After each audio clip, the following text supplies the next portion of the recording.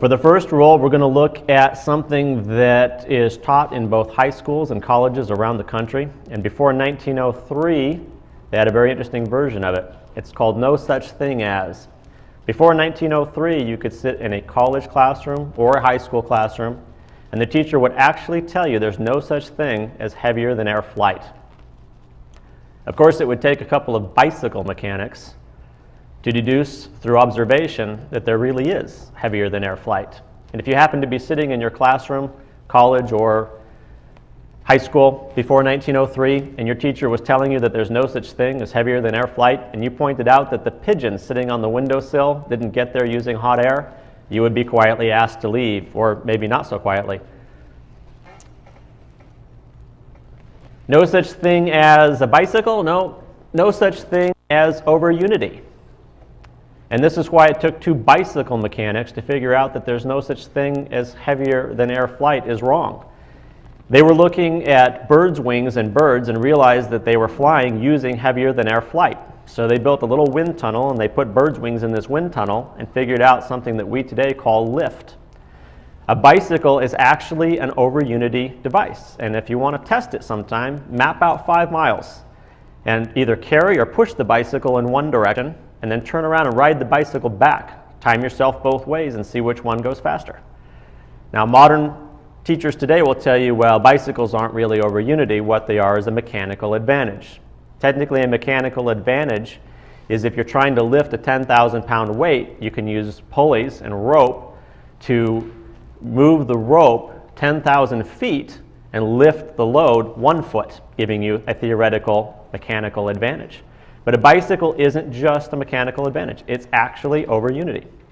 And of course, if we realize that there's heavier than air flight, we might begin to deduce through observation that some of the stuff they've been teaching us from the early 1900s to present may not be entirely correct.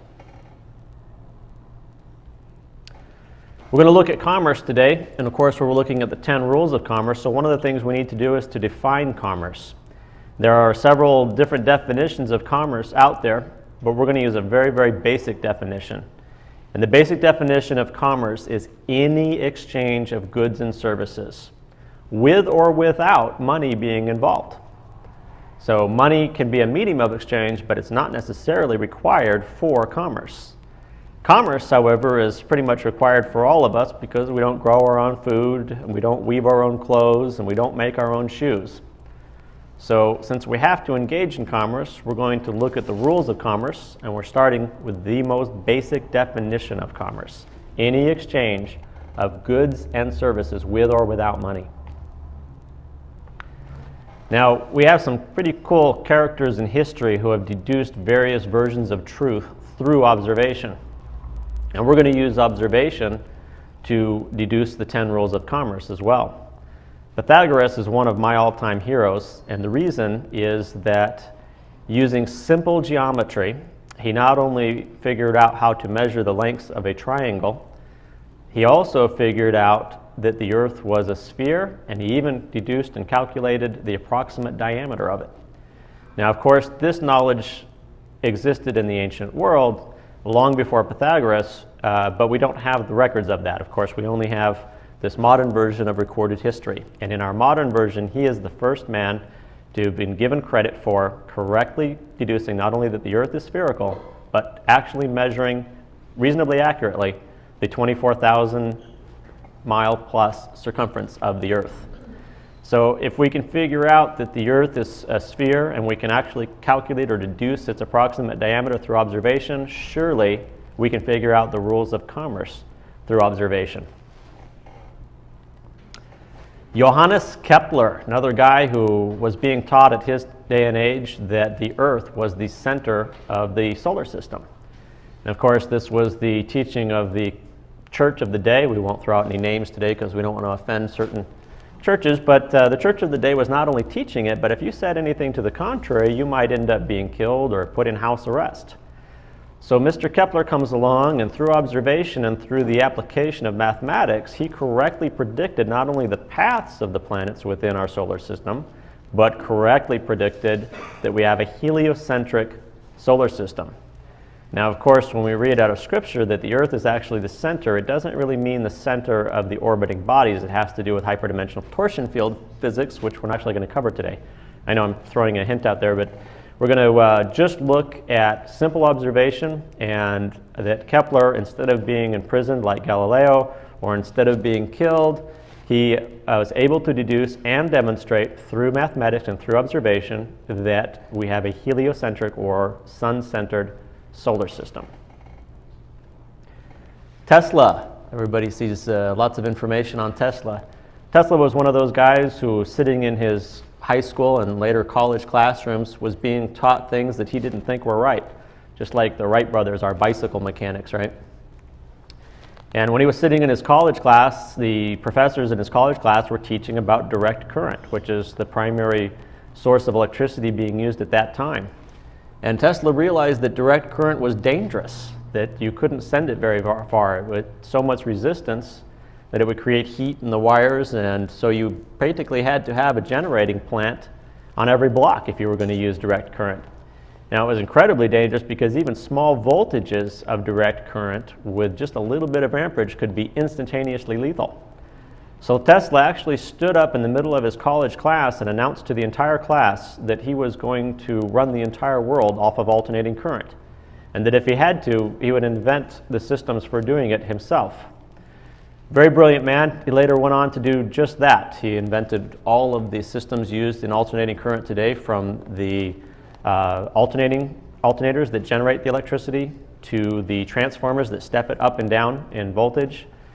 And of course, Westinghouse took over those patents from him because Tesla was a brilliant man and a great inventor, but not such a good businessman. But the point here today for our purposes is that through observation, he realized that the system of his time, the direct current system, was both inefficient and dangerous and basically wrong. And so even despite incredible resistance from powerful men like Thomas Edison, he went on to change our world. And I think that he's a great example to look at if we're trying to deduce truth, if we're trying to figure out the rules of commerce. Kind of like watching a chess game. If you watch a chess game long enough, I think you should be able to figure out the rules of that chess game. Here's a guy that we may not know quite as well, Victor Schauberger. And we don't have any great pictures of Mr. Schauberger, but Victor Schauberger actually figured out anti-gravity, amongst other things, through observation. He started out working in the Forest Service in Germany, and he was watching streams and water and fish, and he realized that these fish that were swimming up waterfalls in order to migrate and spawn weren't using conventional means of propulsion. What he figured out is that a fish swimming as fast as it can through water is going at about 40 miles an hour. But fish swimming up waterfalls have to travel up to 150 miles an hour. So through observation, he had to figure out how it is that they could go faster up a waterfall than they could go in linear travel through water. And this is one of his drawings, and it has to do with the zone of neutral pressures. And if you see the little arrows at the tail of the fish, those are vortexes. And they're created in a combination between the oxygen pore or deoxygenated water coming out of the fish's gills and the back pressure along the tail. When a fish normally swims through regular water or it's sitting in a stream of water that's going by it, it can almost reach a point of neutral buoyancy and a point of neutral propulsion as well, where it can practically sleep. But when it starts to go up a waterfall and that water is traveling down against it, it actually generates anti-gravity. And we're going to get into gravity and anti-gravity in great detail here, because what we're really doing is looking at rules of commerce and how through observation we can figure them out. But Victor Schauberger figured out that these fish were actually using anti-gravity to go up the waterfalls, and he even found the proof of it. And whenever you have a three-dimensional living creature that experiences anti-gravity, it will be aged rapidly. That's the negative effect on anything that's in 3 dimensions, any living being in 3 dimensions that's experiencing anti-gravity. So of course we all know that fish that migrate up these waterfalls to spawn usually end up dying shortly thereafter. And of course modern biologists and modern physicists today will give you all kinds of crazy explanations for why these fish grow old and die after they've completed this migration. A lot of it tell you, well, they've now completed their spawn and they don't need to live any longer. But there's many species of fish that live long past their spawning and may spawn for years and years and years, year after year. What's really happening is it's a fish like us existing in a physical form in 3 dimensions, and it is adversely affected by the anti-gravity that it uses to swim up these waterfalls. Now this isn't actually a picture of fish swimming up a waterfall, but it's one of the closest. What this is fish being stalked into a pond. And the tube, of course, is coming out of a truck, and the fish are literally being dumped out. But what's interesting is that all the fish are facing up, back into the tube. And it has to do with those scales and those little vortexes and the anti-gravity on these fish. They automatically point against the flow of the water. And you can even see one of them, he's actually up in the air there, experiencing full anti-gravity without any water being around him. Now, we could spend days and days studying this and observing it. But it's just a hint that we're throwing at you right now to kind of show you that we can figure things out through observation, no matter how insane they might appear or how contrary to everything that we've already learned. Gold chain round your neck, nothing to me. Diamonds in your teeth, nothing to me. You could be rolling 22s, nothing to me. You're listening down with the truth, now that's something to me. Know thyself, seek and ye shall find. I tell you this now, it's in no African mind. Searching diamonds, gold, silver, platinum, them the kind of things, illusions you fathom. Yeah, they call it magic. Right, you're right, it's tragic. I know, clever what they done, fantastic. Come against me now, you end up in a straitjacket. I'll prove you illiterate. One question, the language. Now who's the pickle in the sandwich? This kind of knowledge that you're hearing will damage you, destroy you. Don't worry, I'll employ you, get you back on track, so you can defend your own attack. Gold chain round your neck, nothing to me. Diamonds in your teeth, nothing to me. You could be rolling 22s, nothing to me. Down with the truth, now that's something to me. Gold chain round your neck, nothing to me. Diamonds in your teeth, nothing to me. You could be rolling 22s, nothing to me. Down with the truth, now that's something to me.